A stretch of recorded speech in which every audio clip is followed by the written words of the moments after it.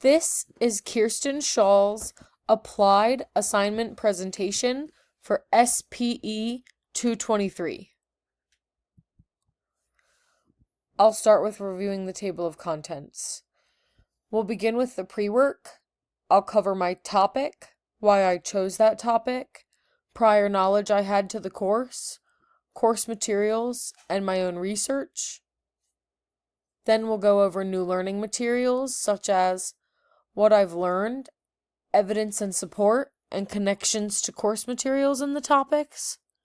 And we'll finish with continued inquiry, including new questions, how I plan to learn more about the involving topics, and questions for my peers. First is the pre-work of the applied assignment. Your topic. My topic focuses on the commitment and experience of teachers in the field of special education and their ability to incorporate inclusion. Why?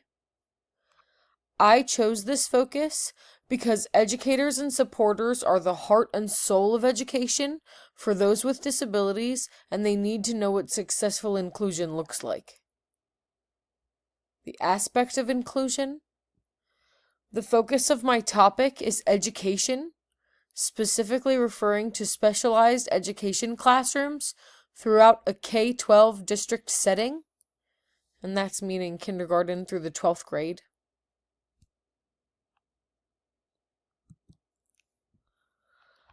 I started this with an interview. Who I decided to interview was one of my coworkers, Damian Dixon, a registered behavioral technician who currently supports an 8-year-old boy with autism.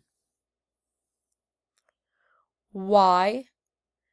He has the most experience in comparison to the other RBTs we work alongside.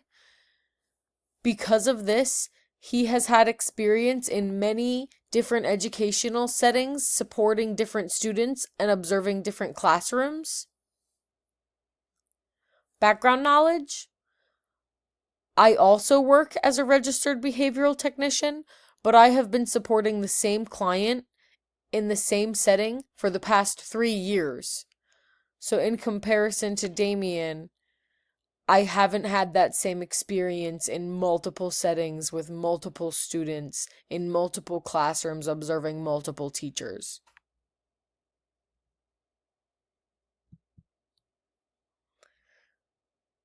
The course materials used to create my interview. The benefits and barriers to person-centered planning for adults. This resource gave insight on what life and inclusion in education used to look like for students living with disabilities. This enabled me to create an adequate list of questions to present to the interviewee, such as questions about trainings for members of staff and other types of support. A second resource I used was, what do we really mean by inclusion? The importance of terminology when discussing approaches to community engagement.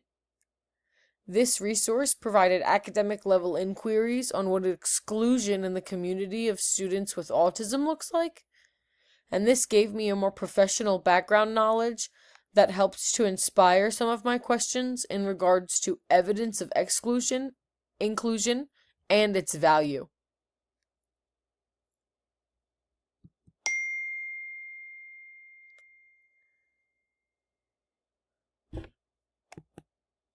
Your research. The impact of teacher training in special education. The implementation of inclusion in mainstream classrooms.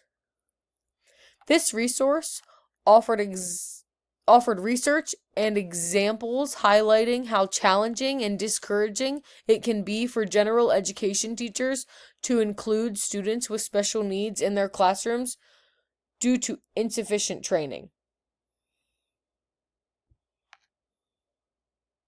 This provided me with ideas on how to add questions about trainings and different types of practices appropriate for teachers and support staff. A second resource was Support, Inclusion, and Special Education Teachers, Attitudes Towards the Education of Students with Autism Spectrum Disorders. Presence and collaboration of support staff could benefit educators. Teachers are more confident in implementing inclusive practices in their classrooms when they receive adequate support. This knowledge aided ideas of questions in regards to career opportunities and appropriate practices.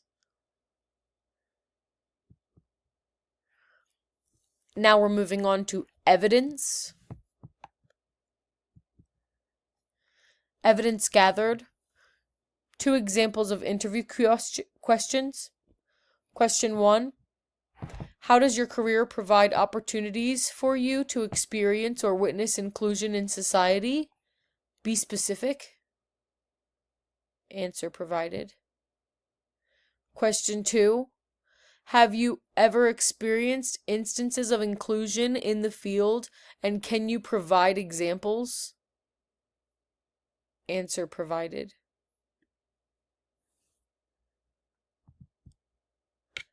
Moving on to new learning. Starting with inclusion.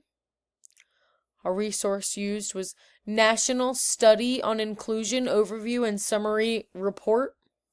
This document provided insights on the specific opinions of teachers, support staff on inclusion practices and programs in and out of the classroom.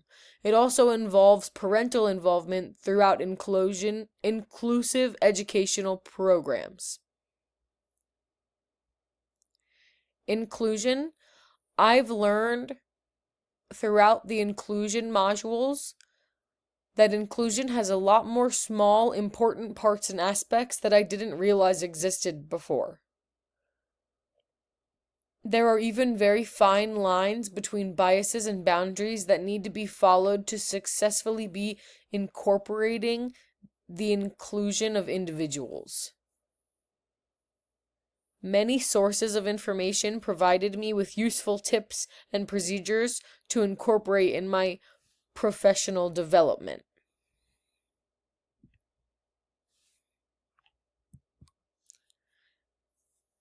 Next, we'll be covering equity. Support and equity can be hard to provide in the classroom. Each student has different capabilities, and that means that they may need to be supported in different ways. Despite these needs, those with disabilities still deserve and expect to be treated as equal individuals. A source used: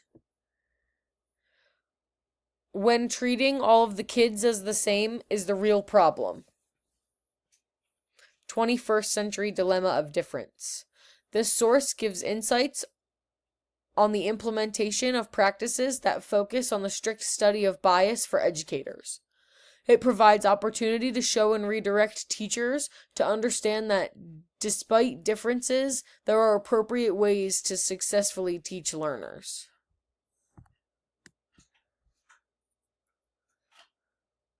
Next is access, and a resource used was Accessibility and Inclusion for All.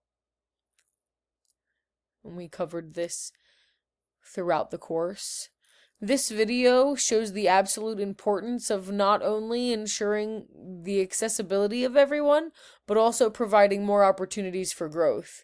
We never know unless we ask, and what better way to know that access and inclusion are being met than to ask those who are being denied those things.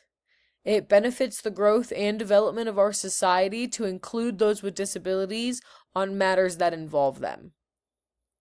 I really enjoyed this video because it taught me that everyone has a voice, and that voice kind of really needs to be heard.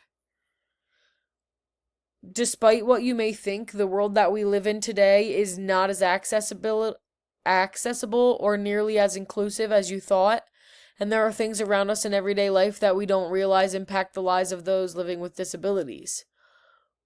Although it's not easy, it is important to strive for more inclusive designs and practices in society and just in general.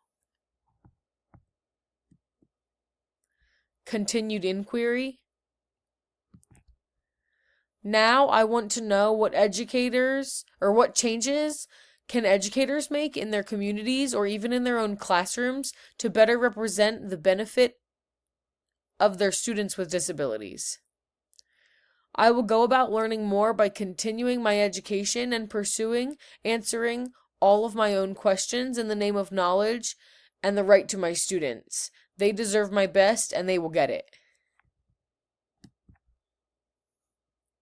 Questions I have for my peers is, did your school have programs or support systems to promote diversity and inclusion? Were they effective? Do you remember them?